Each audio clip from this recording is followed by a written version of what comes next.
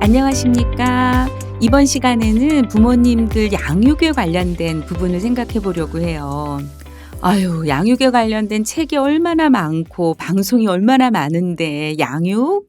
이런 생각 아마 드실 거예요. 그래서 아마 반복되는 말씀도 있긴 하겠지만 짧게 제가 생각하기에 정말 좋은 양육이라는 것은 어떤 것인가 하는 에센스 좀 전달하고 싶어요.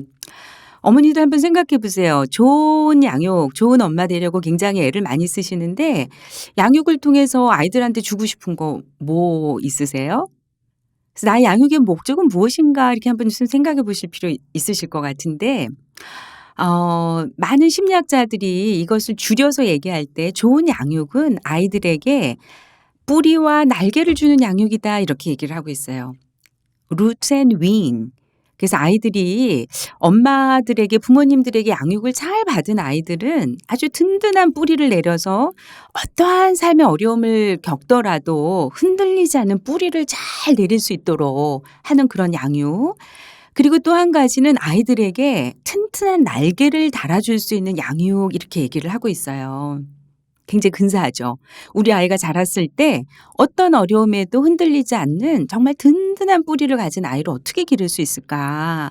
그리고 이 아이들이 그냥 엄마한테 머물러서 뿌리만 내리는 그런 나무가 아니라 자기가 가지고 있는 잠재력을 마음껏 발현해서 정말 자기가 날아가고 싶은 그러한 곳으로 마음껏 날아갈 수 있는 그런 커다랗고 튼튼한 날개를 달아줄 수 있으면 얼마나 좋을까?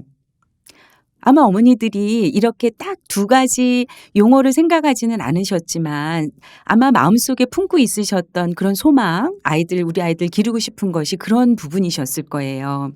이런 좋은 양육을 하기 위해서는 좋은 양육이 아닌 거랑 비교되는 건 이미 많이 들으셨을 텐데 완벽한 엄마가 되려고 하는 노력은 엄마가 불안하기 때문에 든든한 뿌리는커녕 잔가지만 많게 만들기가 쉬워요.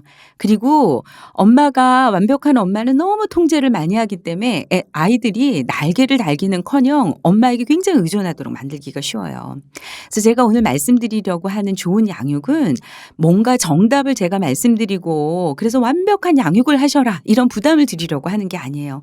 그런 부담을 갖고 이 방송 듣고 열심히 받아 적으려고 하시는 어머니들 계시다면 펜 내려놓으시고 편안하게 내 자신이 뿌리를 내리고 내가 엄마로서 날개를 다는 좀 그런 생각을 하시면서 편하게 이 강의를 들으실 수 있으면 좋을 것 같아요.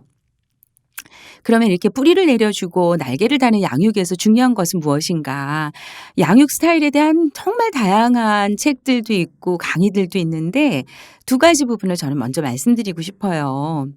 저희가 이제 부모님들 지지에 관련된 굉장히 서포티브한 부모님들 중요하다. 무엇보다 엄마 아빠가 아이들을 지지대가 되어주는 것. 서포트한다고 하는 거는 받침대이기 때문에 애들이 이렇게 넘어지려고 그럴 때 턱 받쳐주는 거예요.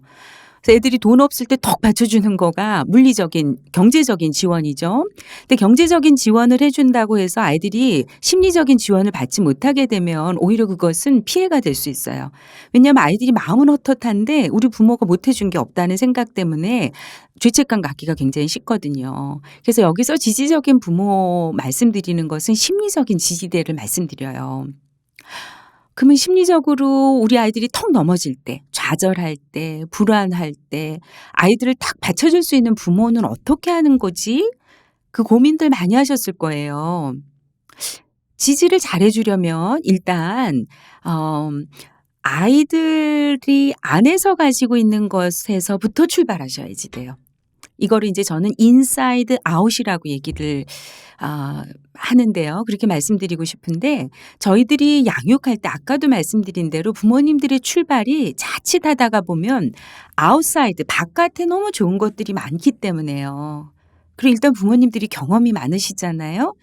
그래서 바깥에서 아이들한테 접근하는 거를 먼저 하려고 그러세요.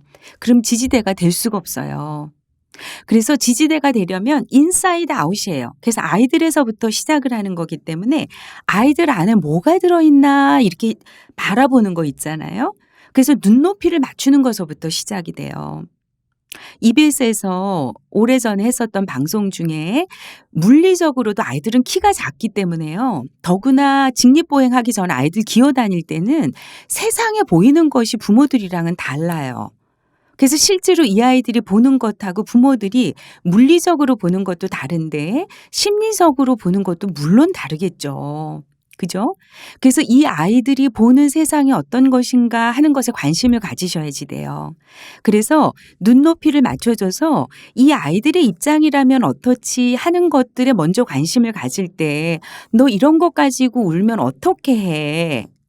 라던가 너 형인데 동생한테 이런 거 양보해야지 라던가 이것은 바깥에서 어떻게 하라고 하는 거 엄마한테 얘기를 해야지 엄마가 알아들잖아. 그냥 찡찡대기만 하면 어떡해. 이거 다 어머니가 어떻게 해야 된다고 하는 걸 얘기를 하시는 거예요. 안에서부터 출발을 하는 거는 누구 엄마한테 얘기하려고 그러는데 뭐 무서워 엄마가 혹은 엄마가 너무 바빴니? 아이들한테 눈 맞추면서 아이들 눈빛에 뭐가 있는지 한번 보시는 게 중요해요. 그게 눈높이 맞춰주는 거예요. 그것이 공감적으로 얘기한다 하는 부분들이에요. 그래서 지지를 하기 위해서는 일단 어머님들이 아이들의 인사이드, 아이들 안에 무엇이 있는가 하는 것을 들여다보는 것이 필요하고 이것은 아마도 평생에 걸쳐서 우리가 필요로 하는 것이 이런 심리적인 지지예요. 아이들이 바깥 세상이 너무 무섭기 때문에 자기 안에 있는 것을 아이들은 몰라요. 그래서 애들은 자기 안에 있는 것을 뭔지를 표현하기도 굉장히 어려워요. 그거를 봐줄 수 있는 엄마의 눈이 필요해요. 그래서 아이가 뭔가 위축이 되고 삐죽대고 밉게 굴기 시작하잖아요. 아이들이 마음이 불편한 거예요. 그래서 우리 누구가 오늘 왜 이렇게 화가 많이 났지? 그리고 아이 눈을 보세요. 그리고 눈을 맞춰주세요.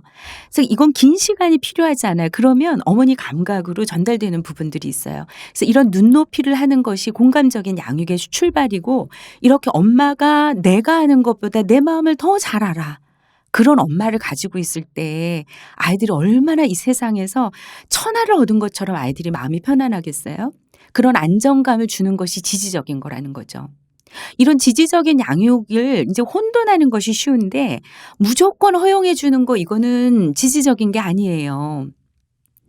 그래서 모든 것이 오냐 오냐 이렇게 기르게 되는 것은 아이들이 오히려 불안하기 쉬워요. 불안하기 쉽기 때문에 무조건적으로 허용해 주는 것하고는 지지적인 양육하고는 다른 것이다 하는 부분이고요.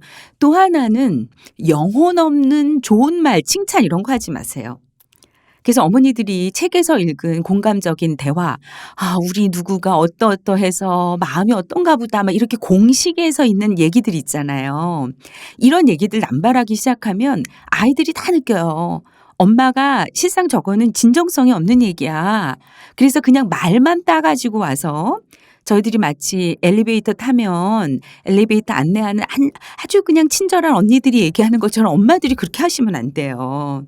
좀 거칠더라도 진정성 있게 아이들의 마음을 읽어주려는 어머니들이 투박한 언어가 오히려 낫지 너무 매끈하고 세련된 말로 아이들의 말을 이해하는 것 같지만 거기에 엄마의 솔직한 마음이 담기지 않았다. 그럴 때는 오히려 어머니들이 한몫하시는 게 나아요.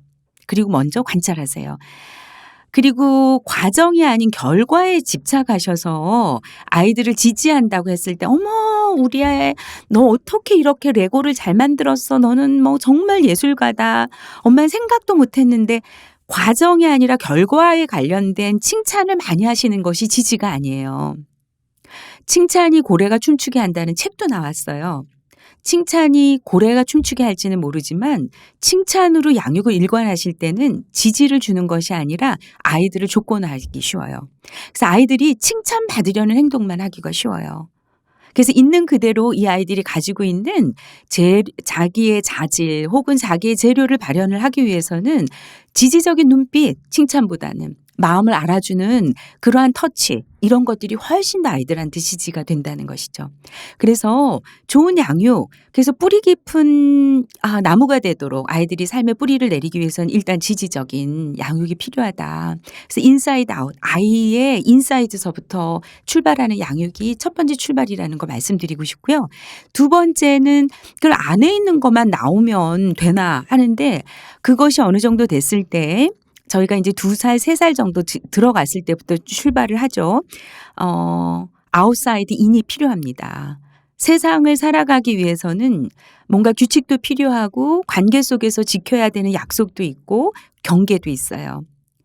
그래서 엄마의 심리적인 경계도 있고 엄마 아빠의 시간이 필요하고 그리고 우리 가족에서의 규칙이 있고 잠자는 시간도 있고 뭐 이런 아주 기본적인 룰들이 있어요.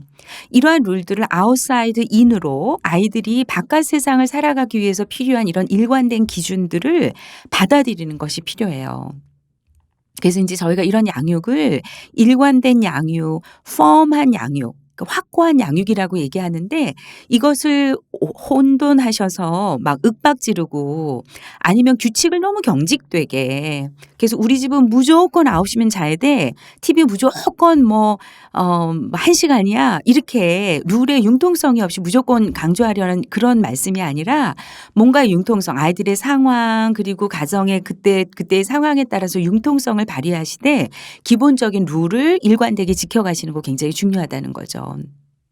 이런 룰을 지키지 않을 때 그래서 너무 룰을 가르치지 않은 아이들 그거가 아이들한테 자신감을 주려고 한다고 그러세요. 그래서 막 음식점에 갔을 때 아이들 막 뛰어놀고 그래서 다른 사람들한테 막 피해를 주고 불쾌하게 하는데 아무런 제재를 하지 않는 그런 부모님들 경우 애들 기 죽을까 봐. 근데 기가 죽는 게 아니라 그렇게 룰이 없이 리밋이 어디 있는지를 모르는 아이들 같은 경우에는 어떤 정서를 가지게 되냐면 불안의 정서를 가지게 돼요.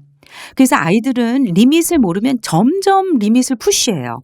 이거 조금 더 할까? 점점 해요. 근데 엄마가 노가 없어요. 그래서 계속 리밋이 밀려나게 되면 아이가 자신감이 많아지는 게 아니라 리밋을 모를 때 인간들은 불안하게 돼요.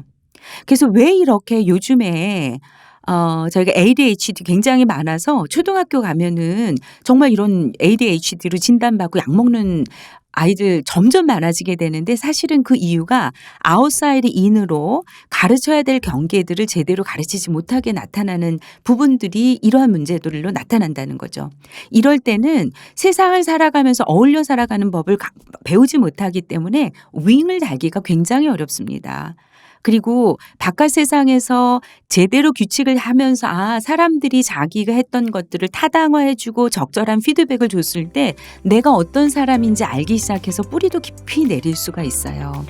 그래서 양육을 측정하는 많은 도구들은 사실은 이 지지와 그리고 일관되게 만드는 이 아웃사이드 인 통제의 정도를 어떻게 균형 있게 맞춰가느냐에 따라서 양육 스타일을 나누어서 구별하는 척도로 많이 실시가 되고 있는데 지금 TPA 여기에서 가지고 있는 그 방식에서도 양육 스타일 질문지에서도 마찬가지 이 두 축을 어떤 식으로 그 조합하는가에 따라서 만들어진 그런 스타일 방식인 거로 알고 있습니다. 그래서 어머니들 양육을 할 때 나의 스타일이 어떻게 되는지를 점검해 보시고 그 양육 중에서 지금 말씀드린 대로 내가 아이들 안에서부터 출발하는 양육을 내가 얼마나 지지적으로 잘하고 있는가. 내가 그리고 바깥에서 아이들에게 가르쳐야 될 것들 우리 가정의 규칙 그리고 아이들이 살아가면서 다른 사람들의 경계를 존중해야 되는 그런 부분들을 어떻게 받아들일 수 있도록 하고 있는가 하는 부분들 좀 검토해 보시면서 자기 양육 스타일 한번 평가해 보시고 체크해 보시는 것이 필요할 것 같습니다. 여기까지 양육에 대해서 말씀드렸습니다. 감사합니다.